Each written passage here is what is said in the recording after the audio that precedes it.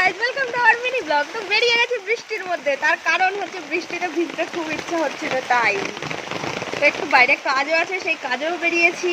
আর এই যে রাস্তাটা দেখাই তোমাদেরকে একবার।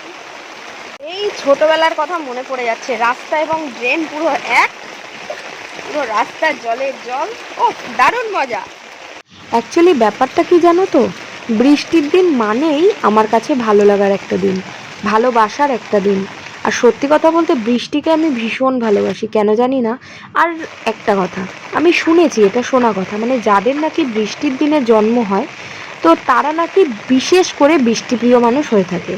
তো আর আমি যেদিন হয়েছি নাকি ভরা আষাঢ়ে, মানে যা বলেছি বা শোনা এরকম না, আমি জানি নিজেরই যে বার্থডের ডেটটা। আর যেদিন আমি নাকি হয়েছিলাম সেদিন এত বৃষ্টি হয়েছিল, রাস্তাঘাটে কোনো আমাদের এমনকি কোনো অ্যাম্বুলেন্সও পাওয়া যায়নি। তো যাই হোক, এগুলো আমার সব কিছু আমার দিদার কাছ থেকে গল্প শোনা। তো সেই জন্যই হয়তো মেবি আমার বৃষ্টিটা এতটা ভালো লাগে। আর এই বৃষ্টিটা দেখেই আমি সঙ্গে সঙ্গে মায়ের সাথে বেরিয়ে পড়েছিলাম। মাকে বলছিলাম, মা বৃষ্টিটা এত সুন্দর, চলো বেরিয়ে পড়ি। আর এই যে বৃষ্টির জল ঘাটতে ঘাটতে এদিকেতে মধুমালতী গাছের থেকে একটা ফুল ছিঁড়ে নিয়েছি। এটা আমি চলার পথেই একজনের বাড়ির গেটের মধ্যে দেখছিলাম মধুমালতীর গাছ।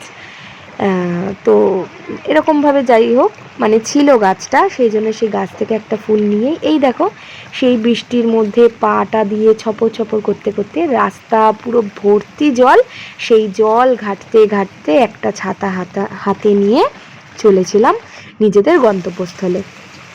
গন্তব্যস্থল বলতে কিছুই না, জাস্ট একটা ছোট্ট কাজ ছিল, এর বেশি কিছুই না।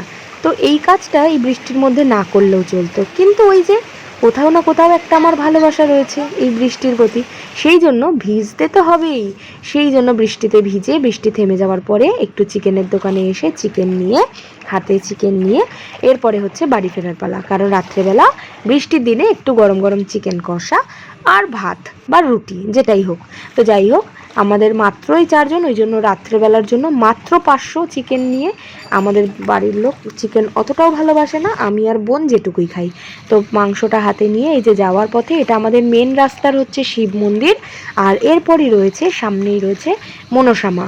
এই মনসা মায়ের পুজো কিছুদিন আগেই গিয়েছিল।